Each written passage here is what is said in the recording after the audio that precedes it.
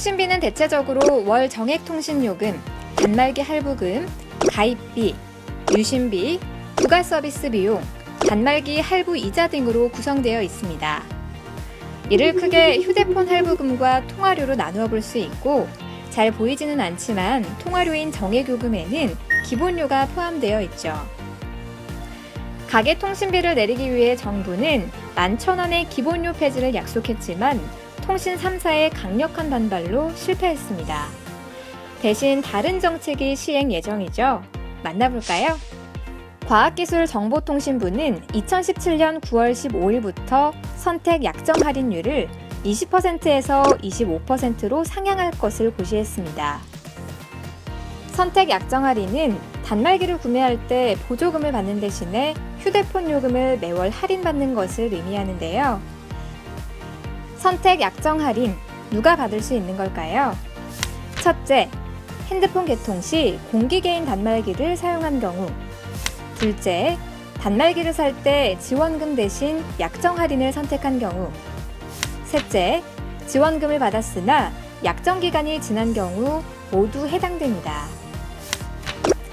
이 같은 결정에 통신 3사는 막대한 수익 손실과 보조금을 선택한 소비자가 차별을 받는다는 점을 들어 반대하고 있고, 시민단체는 20% 할인 요금제에 가입된 소비자도 상향된 할인 적용을 받게 해달라고 요구하고 있습니다.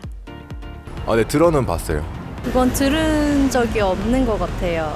만약 위약금이 늘어나는 거면은 그만큼 좀 피해를 입는 사람도 있지 않을까요?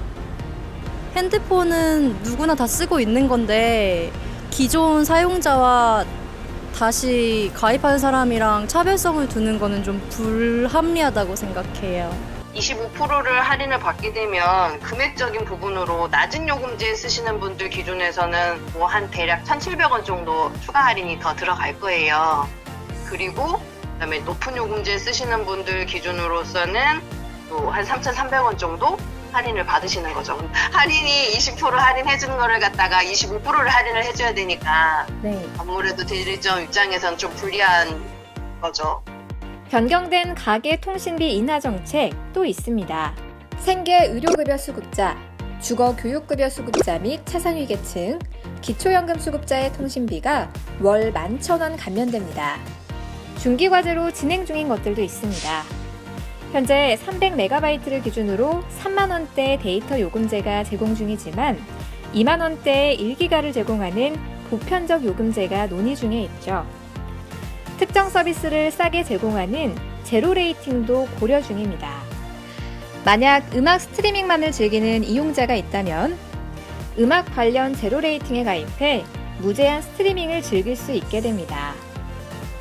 정부가 추진 중인 공공 와이파이 정책에는 이동통신사 측도 적극적으로 참여하고 있습니다.